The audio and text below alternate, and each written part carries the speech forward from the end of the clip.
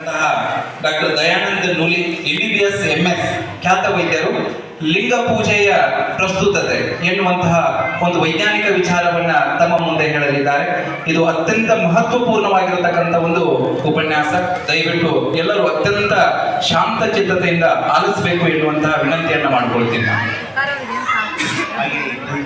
ಎಲ್ಲರೂ ಕುರ್ಚಿ ತಗೊಂಡು ಈ ಬಾರಿ ಮುಂದೆ ಇಷ್ಟು ದೂರ ಕಾಣಿಸೋದು ಅಕ್ಕಾರ ಈ ಕಡೆ ಬರ್ರಿ ನೋಡಿ, ಇಲ್ಲಿ ಬರ್ರಿ, ಅಲ್ಲಿ ಸ್ಕ್ರೀನ್ ಹಾಕಿ ಅಕ್ಕಾರ ಈ ಕಡೆ ಬರ್ರಿ, ಈ ಕಡೆ ಮುಂದೆ ಬರ್ರಿ, ಈ ಕಡೆ ಸುರೇಶ್ ಅಣ್ಣ ಮಕ್ಕಳೆಲ್ಲ ಮುಂದೆ ಬರ್ರಿ. ಸುರೇಶ್ ಅಣ್ಣ ಆ ಕಡೆ ಕೂತಿರ್ತಕ್ಕಂಥ ಹೆಣ್ಮಕ್ಳು ದಯಮಾಡಿ ಈ ಕಡೆ ಬರ್ಬೇಕ್ರಿ, ದಯಮಾಡಿ. ಇದು ಸಿಗಂಗಿಲ್ಲ ಬರ್ರಿ, ಅದು ನೋಡಿ ಬರ್ರಿ, ಸ್ಕ್ರೀನ್ ಅದು ನೋಡಿ ಬರ್ರಿ ಒಂದಿಷ್ಟ.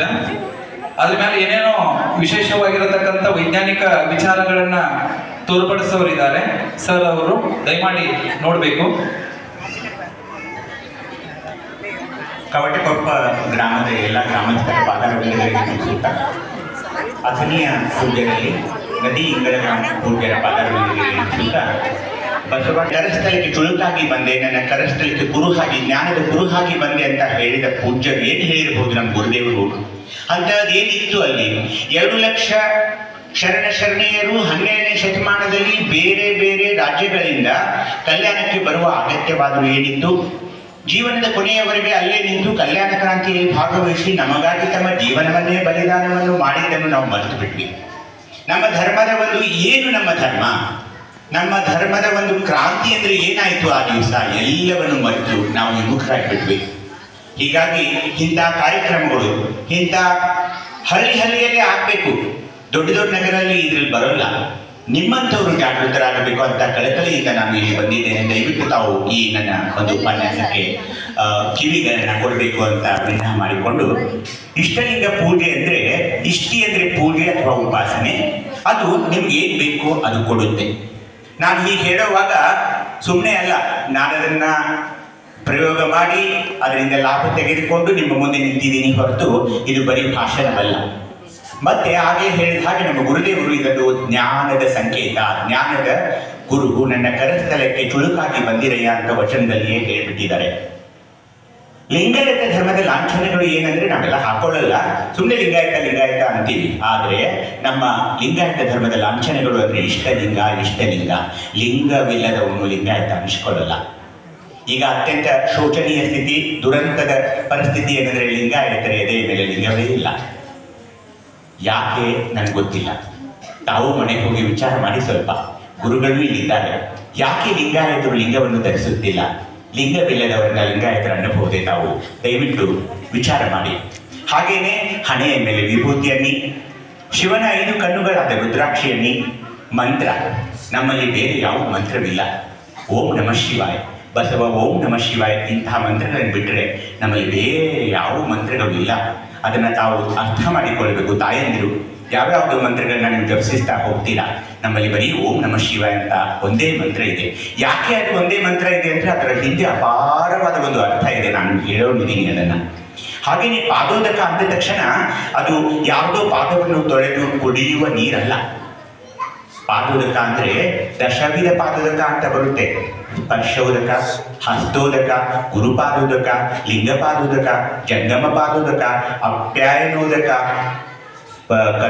ಕರುಣೋದಕ, ಪರಿಣಾಮೋದಕ, ನಿರ್ನಾಮೋದಕ, ಸತ್ಯೋದಕ ಅಂತ 10 ವಿಧದ ಪಾದೋದಕಗಳಿವೆ. ಒಂದೊಂದು ವಿಷಯದ ಮೇಲೆ ಒಂದೊಂದು ದಿನ ಮಾತನಾಡುವಷ್ಟು ನಮ್ಮ ವಿಷಯ ಇದೆ. ಏನಿದೆ ಅಂತ ಕೇಳ್ತಾರೆ ಲಿಂಗಾಯತ ಧರ್ಮದ ಬಗ್ಗೆ. ಇಲ್ಲ, ಅಪಾರವಾದ ಒಂದು ಪಾಠಗಳು ಇಲ್ಲಿವೆ. ಹಾಗೇನೆ ಪ್ರಸಾದ ಅಂದರೆ ಇದು ಆದ ನಂತರ ಇದೆಯಲ್ಲ, ಅದು ಪ್ರಸಾದ ಅಲ್ಲ. ಪ್ರಸಾದಕ್ಕೂ ಅಪರಿಮಿತವಾದ ವಿಶಾಲವಾದ ಅರ್ಥ ಇದೆ. ಹೀಗಾಗಿ ನಿಮ್ಮ ಎದೆಯ ಮೇಲಿರುವ ಲಿಂಗ ಅಂದ್ರೆ ಏನಂದ್ರೆ, ಲಿಂಗ ಆ ಶಬ್ದವನ್ನು ತಾವು ಗಮನಿಸಿದಾಗ ಗ ಅಂದರೆ ಉತ್ಪತ್ತಿ, ಆ ನಡುವಿರುವ 0 ಇದೆಯಲ್ಲ ಅದು ಸ್ಥಿತಿ, ಮತ್ತೆ ಲಿ ಅಂದ್ರೆ ಲಯ. ನಾನು ಹುಟ್ಟಿದ್ದೀನಿ, ಜೀವನ ಮಾಡ್ತೀನಿ, ಇಲ್ಲಿಂದ ನಿರ್ಗಮಿಸ್ತೀನಿ ಅಂದ್ರೆ ನನ್ನದು ಸಾವಾಗುತ್ತೆ. ಇದೇ ಆ ಲಿಂಗದ ಸೂಚಕ. ಜನನ, ಮರಣ, ಜೀವನ. ಅದನ್ನು ಸೂಚಿಸಲಿಕ್ಕೆ ನಮ್ಮ ಎದೆಯ ಮೇಲೆ ಲಿಂಗ ಇದೆ. ಅದಕ್ಕೆ ಮಗ್ಗೆಯ ಮಾಯಿದವರು ಲೀಯತೆ ಗಮ್ಯತ್ರೇಯತ್ಯೇಂ ಸರ್ವಚರಾಚರಂ ತದೇತಲ್ಲಿಂಗಂ ವಿತ್ಯುಕ್ತಂ ಲಿಂಗತತ್ವ ಪರಾಯಣಿ ಅಂದ್ರೆ ಏನು, ಎಲ್ಲಾ ಸೃಷ್ಟಿ ಯಾವುದರಿಂದ ಹೊರಹೊಮ್ಮಿ ಎಲ್ಲಾ ಲೀಲೆಯಡಿ ಕೊನೆಗೆ ಯಾವುದರಲ್ಲಿ ಲಯವಾಗುವುದೋ ಅದೇ ಲಿಂಗ, ಅದೇ ಲಿಂಗ. ಹೀಗಾಗಿ ಲಿಂಗಾಯತ ಅಂದ ತಕ್ಷಣ ಲಿಂಗಾಯತ ಅಂದ್ರೆ ಅಂಗಕ್ಕೆ ಲಿಂಗ ಆಗಮನ. ಯಾವಾಗ ಆಗುತ್ತೆ ಆಗಮನ? ಯಾವಾಗ ತಾಯಿ ಗರ್ಭಧರಿಸಿದಳೋ, ಯಾವಾಗ ಗರ್ಭದಲ್ಲಿ ಮಗುವಿನ ಹೃದಯದ ಮಿಡಿತ ಆರಂಭವಾಯಿತೋ ಅಲ್ಲಿಯೇ ಲಿಂಗಧಾರಣೆ ಆಗಬೇಕು. ಅದಕ್ಕೆ ಗರ್ಭ ಸಂಸ್ಕಾರ ಅಂತಾರೆ. ಈ ಗುರುಗಳು ಬಂದು ಆ ಒಂದು ಗರ್ಭ ಸಂಸ್ಕಾರವನ್ನು ಕೊಟ್ಟು ಒಳಗಿರುವ ಮಗುವಿಗೆ ಆಗಲೇ ಲಿಂಗವನ್ನು ಕಟ್ತಾರೆ. ಅಲ್ಲಿಂದ ಶುರುವಾಗುತ್ತೆ ಈ ಪಯಣ. ಲಿಂಗಾಯತ ಅಂಗಕ್ಕೆ ಲಿಂಗಾಗಮನ, ಲಿಂಗ ಸ್ವಾಯತ. ದಿನನಿತ್ಯ ನೀವು ಲಿಂಗ ಪೂಜೆ ಮಾಡಿಕೊಳ್ಳಲೇಬೇಕು. ಅದರಲ್ಲಿ ಯಾವುದೇ ಸಂದೇಹ ನಾಳೆ ಮಾಡ್ತೀನಿ, ತಿಂಗಳಿಗೊಮ್ಮೆ ಮಾಡ್ಕೊಳ್ತೀನಿ, ವಾರಕ್ಕೊಮ್ಮೆ ಮಾಡ್ಕೊಳ್ತೀನಿ, ಇಲ್ಲ. ದಿನನಿತ್ಯ ಲಿಂಗ ಮಾಡಿಕೊಂಡಾಗ ಲಿಂಗ ಪೂಜೆ ಲಿಂಗ ಸ್ವಾಯತವಾಗಿ ಲಿಂಗಾಂಗ ಸಾಮರಸ್ಯದಲ್ಲಿ ನಾವು ಮುಳುಗ್ತೀವಿ.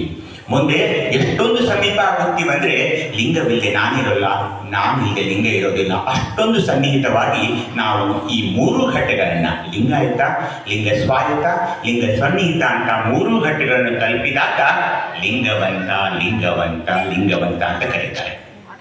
ಅರ್ಥ ಮಾಡ್ಕೋಬೇಕು. ಲಿಂಗವೇ ಇಲ್ಲದವರಿಗೆ ಹೇಗೆ ಲಿಂಗವಂತ ಅಥವಾ ಲಿಂಗಾಯತ ಅನ್ನಬಹುದನ್ನು ನೀವು ವಿವೇಚನೆ ಮಾಡಿಕೊಳ್ಳಿ, ಅರ್ಥ ಮಾಡಿಕೊಳ್ಳಬೇಕು. ಈ ಧರ್ಮದಲ್ಲಿ ಹುಟ್ಟಿ ಬಂದಿದ್ದು ದೊಡ್ಡ ಪುಣ್ಯದ ಕೆಲಸ. ನಾವು ಅತ್ಯಂತ ಭಾಗ್ಯವಂತರು. ಏಕೆ? ಏನೂ ಇಲ್ಲದೆ ಈ ಲಿಂಗ ನಮ್ಮ ಎದೆಯ ಮೇಲೆ ಬಂತು ನೋಡಿ. ಅದನ್ನ ಅರ್ಥ ಮಾಡಿಕೊಳ್ಳಬೇಕು, ಅದನ್ನು ಯಾವಾಗಲೂ ಧರಿಸಬೇಕು. ಅದಕ್ಕೆ ಸ್ವತಂತ್ರ ಸಿದ್ಧಲಿಂಗೇಶ್ವರರು, ತೋಂಟದ ಸಿದ್ಧಲಿಂಗೇಶ್ವರ ಶಿಷ್ಯರಿವರು 15ನೇ ಶತಮಾನದವರು ಅಂಗದಲ್ಲಿ ಆಯತವಾಯಿತು, ಮನದಲ್ಲಿ ಸ್ವಾಯತವಾಯಿತು, ಭಾವದಲ್ಲಿ ಸನ್ನಿಹಿತವಾಯಿತು, ಆಯತವಾದುದೇ ಸ್ವಾಯತವಾಗಿ, ಸ್ವಾಯತವಾದುದೇ ಸನ್ನಿಹಿತವಾಗಿ, ಸನ್ನಿಹಿತ ಸಮಾಧಾನವಾಗಿ ನಿಂದುದು ಅಂತ ಲಿಂಗದ ಬಗ್ಗೆ ಹೇಳಿದರು. ಈ ರೀತಿ ಆಯತವಾದ ಒಂದು ಏನು ಇದು ಇಷ್ಟಲಿಂಗಿಯಲ್ಲ, ದಿನಾಲೂ ಅದನ್ನ ನೋಡಿದಾಗ ಅದು ಪ್ರಾಣಲಿಂಗವಾಗುತ್ತದೆ. ಪ್ರಾಣಲಿಂಗ ಅಂದ್ರೆ ಉಸಿರು. ಓಂ ಅಂತ ಉಸಿರನ್ನು ಒಳೆತುಕೊಳ್ಳೋದು, ನಮಃ ಶಿವಾಯ ಅಂತ ಹೊರಗೆ ಬಿಡೋದು, ಅದೇ ಪ್ರಾಣಲಿಂಗ. ಮತ್ತೆ ಯಾವಾಗಲೂ ಆ ಲಿಂಗ ಪೂಜೆಯ ಭಾವದಲ್ಲಿಯೇ ಇದ್ದಾಗ ಭಾವಲಿಂಗ ಸ್ವರೂಪಿಯಾಗಿ ಬಿಡ್ತೀರಾ ನೀವು. ಇಷ್ಟಲಿಂಗ, ಪ್ರಾಣಲಿಂಗ, ಭಾವಲಿಂಗ. ನಮಗೆ 3 ಶರೀರಗಳಿವೆ. ಆ 3 ಶರೀರಗಳಿಗೆ 3 ಲಿಂಗಗಳನ್ನ ಶರಣರು ನಮ್ಗೆ ಕೊಟ್ಟಿದ್ದಾರೆ. ಸ್ಥೂಲ ಶರೀರ, ಸೂಕ್ಷ್ಮ ಶರೀರ, ಕಾರಣ ಶರೀರ. ಸ್ಥೂಲ ಶರೀರಕ್ಕೆ ಇಷ್ಟಲಿಂಗ, ಸೂಕ್ಷ್ಮ ಶರೀರಕ್ಕೆ ಪ್ರಾಣಲಿಂಗ, ಕಾರಣ ಶರೀರಕ್ಕೆ ಭಾವಲಿಂಗವನ್ನ ಕೊಟ್ಟು ಶರಣರು ನಮಗೆ ಅತ್ಯಂತವಾಗಿ ಆಶೀರ್ವಾದ ಮಾಡಿದ್ದಾರೆ. ನೋಡಿ, ಇಲ್ಲಿ ಸ್ವಲ್ಪ ಅರ್ಥ ಮಾಡ್ಕೊಳ್ಳೋಕೆ ಪ್ರಯತ್ನ ಮಾಡಿ. ಇದು ಒಂದು ವೈಜ್ಞಾನಿಕ ಧರ್ಮ. ಬೇರೆ ಯಾವ ಧರ್ಮದಲ್ಲಿ ನೀವು ಪ್ರಶ್ನೆಗಳನ್ನು ಕೇಳಿದ್ರೆ ಆ ಗುರುಗಳು ಶಟ್ಕೊಂಡು ಬಿಡ್ತಾರೆ, ಕೋಪಿಸ್ಕೊಳ್ತಾರೆ. ನಮ್ಮ ಧರ್ಮಗುರುಗಳಿಗೆಲ್ಲ ಇವರಿಬ್ಬರಿಗೂ ನೀವೇನ್ ಬೇಕಾದ್ರೂ ನಮ್ಮ ಧರ್ಮದ ಬಗ್ಗೆ ಕೇಳಬಹುದು, ಅವ್ರಿಗೆ ಎಲ್ಲಷ್ಟು ಕೋಪ ಬರೋಲ್ಲ. ಇಲ್ಲಿ ಏನಾಗ್ತಾ ಇದೆ ಅಂದ್ರೆ ಇಷ್ಟಲಿಂಗ ಪೂಜೆಯಲ್ಲಿ ನೀವು ಯಾವಾಗ ಕರಸ್ಥಳದಲ್ಲಿ ಈ ಲಿಂಗವನ್ನು ಹಿಡಿತೀರೋ 2 ಸರ್ಕ್ಯೂಟ್ ತಯಾರಾಗ್ತವೆ. ಒಂದು, ಲಿಂಗವನ್ನು ಕೈಯಲ್ಲಿ ಹಿಡಿದ ನಂತರ ಈ ಕರಹಸ್ತ, ಇದು ಕೈ, ಇದು ಎಡಭುಜ, ಇದಕ್ಕೆ ಹೋಗುತ್ತೆ, ಕುತ್ತಿಗೆಯ ಮುಖಾಂತರ ಇಲ್ಲಿ ಮೆದುಳಿಗೆ ಹೋಗುತ್ತೆ. ಇನ್ನೊಂದು, ಕರಸ್ಥಳದಲ್ಲಿ ನೀವು ಲಿಂಗವನ್ನು ಹಿಡಿದಾಗ 2 ಕಣ್ಣುಗಳಿಂದ ಈ ಲಿಂಗವನ್ನು ನಿರೀಕ್ಷಣೆ ಮಾಡ್ತೀರಲ್ಲ, ಇದೊಂದು ಸರ್ಕ್ಯೂಟ್. ಇದು ಎಲ್ಲಿ ಹೋಗ್ತಾ ಇದೆ ಒಳಗೆ ಅನ್ನೋದನ್ನು ನಾನು ನಿಮ್ಗೆ ಹೇಳ್ತೀನಿ. ಹೀಗಾಗಿ ನೀವು ಯಾವಾಗ ಕರಸ್ಥಳದಲ್ಲಿ ಲಿಂಗವನ್ನು ಹಿಡಿದು ಪೂಜೆಗೆ ಕುಳಿತುಕೊಳ್ತೀರಾ ಅವಾಗ 2 ಸರ್ಕ್ಯೂಟು, ಒಂದು ನಿಮ್ಮ ಕೈ ಮುಖಾಂತರ, ಇನ್ನೊಂದು ನಿಮ್ಮ 2 ಕಣ್ಣುಗಳ ಮುಖಾಂತರ ಲಿಂಗವನ್ನು ನೋಡುವಾಗ ಮೆದುಳಿಗೆ ಆ ಲಿಂಗದ ಒಂದು ಕಿರಣಗಳು ಹೋಗ್ತಾ ಇವೆ. ಮೆದುಳಿಗೆ ಯಾಕೆ ಮೆದುಳಿಗೆ ಹೋಗ್ತಾ ಇದ್ದಾವೆ ಅನ್ನೋದನ್ನ ನೋಡೋಣ. ಇಲ್ಲಿ ನೋಡಿ, ಇದೇನು ನಾನು ನಿಂತಿದ್ನಲ್ಲ, ನಾನು ಡಾಕ್ಟರ್ ಅದಕ್ಕೆ ಹೇಳ್ತಾ ಇದ್ದೀನಿ. ನಾನು ಬಲಗೈ ಇದ್ದೀನಂದ್ರೆ ನನ್ನ ಎಡಮೆದುಳು ಹೆಚ್ಚು ಬಲವಾಗಿರುತ್ತೆ. ಅದಕ್ಕಾಗಿ ಅವ್ರು ಏನ್ ಮಾಡಿದ್ರು, ಎಡಗೈಯಲ್ಲಿ ಕೊಟ್ರು ಲಿಂಗವನ್ನ. ಯಾಕೆಂದ್ರೆ ಆ ಮೆದುಳು, ಬಲಭಾಗದ ಮೆದುಳು ಬಲವರ್ಧನೆ ಆಗಬೇಕು. ಮತ್ತೆ ಪಂಚಾಕ್ಷರಿ ಮಂತ್ರವನ್ನು ಅವ್ರು ಹೇಳಿಕೊಟ್ರು. ಅತಿ ದೊಡ್ಡದಾದ ಒಂದು ಮಂತ್ರವೇನಲ್ಲ ಅದು. ಓಂ ನಮಃ ಶಿವಾಯ ಅನ್ನೋದೇ ಒಂದು ಮಂತ್ರ. ಅಷ್ಟೊಂದು ಸುಲಭವಾದ ಸರಳವಾದ ಮಂತ್ರವನ್ನ ಅನ್ನೋಕೆ ಹೇಳಿದ್ರು. ಅದರ ಮಹತ್ವವನ್ನ ನೋಡೋಣ. ಹಾಗೇನೆ ಇಷ್ಟಲಿಂಗವನ್ನ ಹೇಗೆ ಮಾಡಿದ್ರು ಅವರು? ಒಳಗೆ ಒಂದು ಚಿಕ್ಕದಾದ ಪೀಠಿಕಾಲಿಂಗವಂತ ಕೊಟ್ಟು ಮೇಲೆ ನಿರ್ಮಾಯ ಕಂತೆಯನ್ನ ನಿರ್ಮಿಸಿದರು. ಆ ಕಂತೆಗೆ ಬೇಕಾದ ಕೆಲವೊಂದು ರಾಸಾಯನಿಕಗಳನ್ನ ಕೂಡ ವಚನಗಳಲ್ಲಿ ಹೇಳಿದರು. ಅಷ್ಟೊಂದು ಮಹತ್ವ ಇದೆ ಆ ಲಿಂಗಕ್ಕೆ. ಹೀಗಾಗಿ ನಾನು ಹಾಗೆ ಹೇಳಿದ ಹಾಗೆ ನೋಡಿ, ಹಸ್ತ, ಲಿಂಗ, ಕಣ್ಣು, ಮೆದುಳು, ಇದೊಂದು ದೊಡ್ಡ ಸರ್ಕ್ಯೂಟ್ ಆಗಿಬಿಡ್ತಾ ಇದೆ ಇಲ್ಲಿ. ಇದು ನೋಡಿ, ಇದು ಬಲಭಾಗ, ಎಡಭಾಗದ ಮೆದುಳು ಏನಿರುತ್ತಲ್ಲ, ಇದು ಇಲ್ಲಿ ಆ ಕಡೆಯಿಂದ ಈ ಕಡೆ, ಈ ಕಡೆಯಿಂದ ಆ ಕಡೆ ಆಗೋದ್ರಿಂದ ಅವ್ರು ಏನ್ ಮಾಡಿದ್ರು, ನಮ್ಮ ಬಲಭಾಗದ ಮೆದುಳನ್ನ ಬಲವರ್ತನೆಗೊಳಿಸಲು ಎಡಗೈಯಲ್ಲಿ ಇಷ್ಟಲಿಂಗವನ್ನ ಕೊಟ್ಟರು ಅನ್ನೋದನ್ನ ತಾವು ಗಮನಿಸಬೇಕು. ಅದಕ್ಕೆ ನೋಡಿ, ಮಂತ್ರ ಯಾಕೆ ಓಂ ನಮ ಶಿವಾಯ ಅಂತ ಹೇಳಿದ್ರಂದ್ರೆ, ಈ ಓಂ ನೋಡಿ ಎಷ್ಟು ನಿಮ್ಗೆ ಕಾಣಿಸ್ತದೆ ಇಲ್ಲ ಗೊತ್ತಿಲ್ಲ ನನಗೆ. ಈ ಓಂ ಅಕ್ಷರದೊಳಗೆ ಇಷ್ಟೊಂದೆಲ್ಲ ಇರುತ್ತೆ ನೋಡಿ, ನಾನು ಅದೆಲ್ಲ ಡಿಟೇಲ್ ಆಗಿ ನಿಮ್ಗೆ ಹೇಳಲ್ಲ. ಇಡೀ ಓಂ ಅಕ್ಷರದಲ್ಲಿ ಅಲ್ಲಿರುವ ಲಿಂಗಗಳನ್ನ ನೋಡಿ, ಅಲ್ಲಿರುವ ಆಕೃತಿಗಳನ್ನ ನೋಡಿ, ಅಲ್ಲಿರುವ ಸ್ಥಳಗಳನ್ನ ನೋಡಿ, ಬರೀ ಓಂ ಅಂದ ತಕ್ಷಣ ಇಷ್ಟೊಂದು ಲಿಂಗಗಳ ಪೂಜೆ ಆಗ್ತಾ ಇದೆ. ಎಷ್ಟು ಲಿಂಗಗಳಿವೆ ಗೊತ್ತಾ ನಮ್ಮ ದೇಹದಲ್ಲಿ? 216 ಲಿಂಗಗಳಿವೆ. ಎಷ್ಟು? 216. ಅದಕ್ಕೆ ಇದಕ್ಕೆ ಲಿಂಗಾಂಗಿ ಅಂತ ಕರೀತಾರೆ.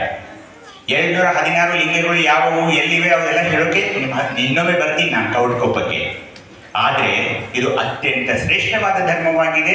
ಈ ಇಷ್ಟಲಿಂಗ ಅದರ ಕುರುಹಾಗಿದೆ ಅನ್ನೋದನ್ನ ತಾವು ಗಮನಿಸಬೇಕು. ಓಂ ಅಂದ ತಕ್ಷಣ ಅ, ಉ, ಮ ಇವು ಕೂಡ್ಕೊಂಡು ಓಂ ಆಗ್ತಾ ಇದೆ. ಅ ಅಂದ್ರೆ ನಾಲಿಗೆಯ ಆರಂಭ. ಅ ಅಂತಂದಾಗ ಏನಾಗುತ್ತೆ? ನಾಲಿಗೆಯ ಆರಂಭ.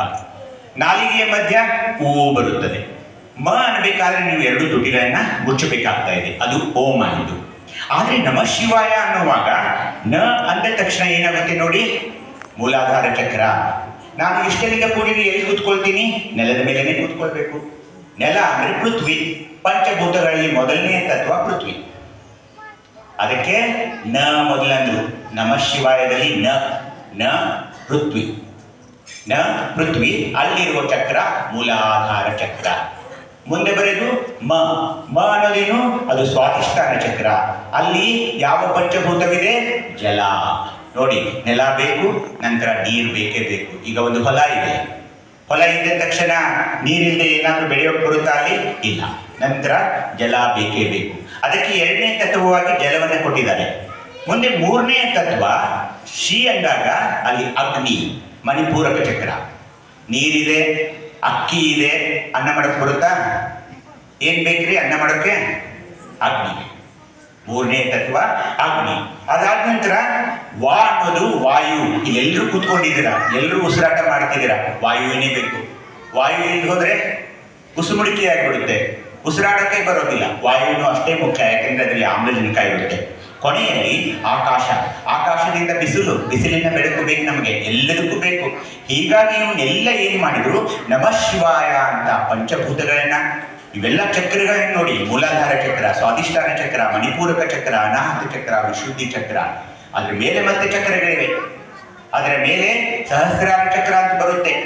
ಅದರ ಮೇಲೆ ಅದೇ ಬ್ರಹ್ಮಚಕ್ರ. ಅದಾದ ನಂತರ ಒಂದು ನಿಶೂನ್ಯ ಲಿಂಗ ಇರುವಂತಹ ಶಿಖಾಚಕ್ರ ಬರುತ್ತೆ. ಅದಾದ ನಂತರ ಪಶ್ಚಿಮ ಚಕ್ರ ಬರುತ್ತೆ. ಅದಾದ ನಂತರ ಅನುಚಕ್ರ ಅಂತ ಬರುತ್ತೆ.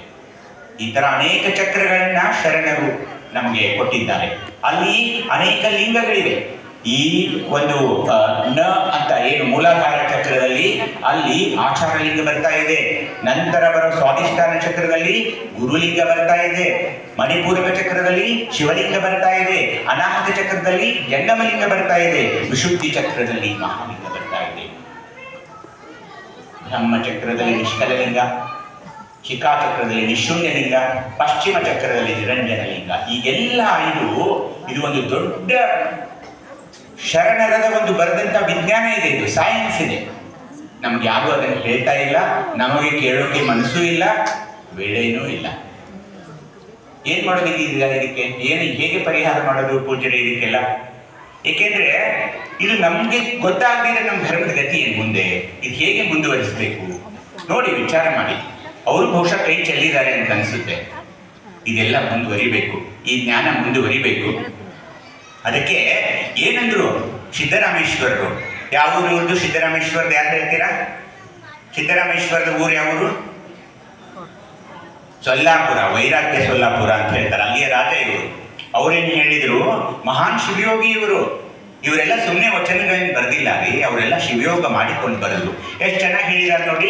ಇಷ್ಟಲಿಂಗವೇ ಪ್ರಾಣ, ಪ್ರಾಣಲಿಂಗವೇ ಇಷ್ಟ, ದೃಷ್ಟಿ ಬಲಿಯಲು ಉಭಯ ಒಂದಾದುದು. ನೀವು ನೋಡ್ಬೇಕು ದಿನಾಲು ಆ ಇಷ್ಟಲಿಂಗವನ್ನ. ನೋಡಿದಾಗ ದೃಷ್ಟಿ ಬಲಿಯಲು ಉಭಯ ಒಂದಾದುದು. ಇಷ್ಟವನ್ನು ನೋಡಲು ಸಕಲ ಸಂಧಾನದ ನಿಷ್ಕಲದ ಬನಲೆಯ ನಿಷ್ಕಲಲಿಂಗ. ಬ್ರಹ್ಮಚಕ್ರದಲ್ಲಿ ನಿಷ್ಕಲಲಿಂಗಕ್ಕೆ ನೀವು ಹೋಗ್ಬೇಕಾದ್ರೆ ಇಷ್ಟಲಿಂಗ ಪೂಜೆ ಮಾಡಬೇಕು. ಹೀಗಾಗಿ ಇಷ್ಟಲಿಂಗ ಮತ್ತು ಒಳಗಿರುವ ಪ್ರಾಣ ಒಂದೇ ಆಗಿರ್ತಾ ಇವೆ. ಪರಮಾತ್ಮ ಚಿತ್ಶಕ್ತಿಯ ಚಲನೆಯಿಂದ ಏನಾಗ್ತಾ ಇದೆ, ನಾನು ಅಂಗಸ್ಥಲ, ನನ್ನ ಕೈಯಲ್ಲಿರೋದು